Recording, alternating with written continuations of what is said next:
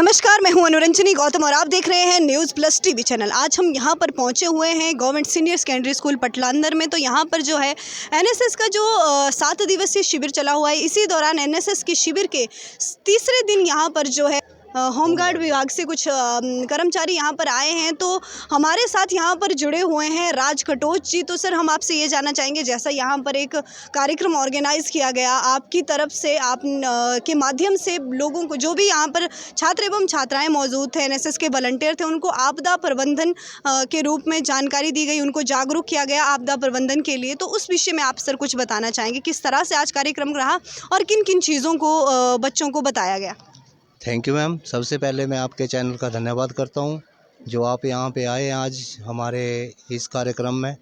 Ma'am, जैसे जो भी स्कूल्स होते हैं जहां पे हम ट्रेनिंग्स देते हैं इससे आपदा से संबंधित, तो हमारा प्लान यही रहता है कि आने वाले समय में जब भी कभी कोई कहीं पे आपदा पड़ जाए तो जिन लोगों को हमने थोड़ी ट्रेनिंग दी होती है तो वो हमारी हेल्प के लिए साथ में आएँ, और वो अगर हम नहीं भी आएँ तो अपने अपने जैसे जितने उनके गांव होते हैं, अपना उनका क्षेत्र होता है, वहाँ पे कोई ऐसी घटनाएं घट जाती हैं तो वहाँ पर जाकर वो वॉलंटियर के तौर पर उनके साथ उनका सहयोग करें और उन कैजुअल्टीज़ को वहाँ से निकालें, जो भी कैजुअल्टीज़ होती है, और जितना भी जान माल का नुकसान होता है उसको कम से कम करें, ताकि लोगों को जो है वो उससे जूझना ना पड़े, ज़्यादा आपदाओं से जूझना ना पड़े।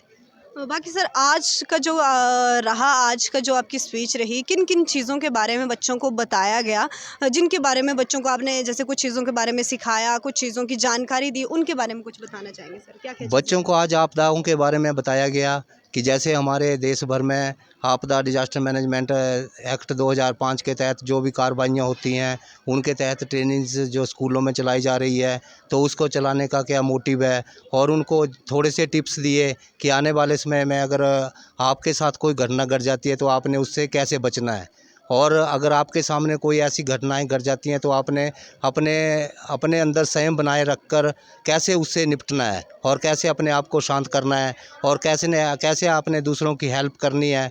और आप लोग और बच्चों को सब ज्ञान होता है, क्योंकि आने वाला भविष्य जो है वो हमारा देश का, हमारे ये बच्चे ही होते हैं। तो इसलिए अगर इनको इन छोटी छोटी बातों के बारे में जानकारी होगी तो आने वाले समय में जो है हम लोग जो है इससे काफ़ी ऊपर उठ सकते हैं इन चीज़ों से। जी, बहुत बहुत धन्यवाद सर। जैसे हमारे साथ अभी जुड़े थे राज कटोच जी, हमारे साथ जुड़े हुए हैं। आप सभी को बता दें कि आप सभी को मालूम ही होगा कि स्कूलों में और अन्य कुछ जगहों पे भी इस तरह के जागरूकता अभियान चलाए जाते हैं, जिसके माध्यम से बच्चों को जागरूक किया जाता है, इस तरह के संदेश दिए जाते हैं। कुछ चीज़ें बच्चों को ऐसी सिखाई जाती है जिससे वो आपदा के समय में, कोई ऐसी आपदा आन पड़े तो उस समय उन संकटों से निकल सकते हैं।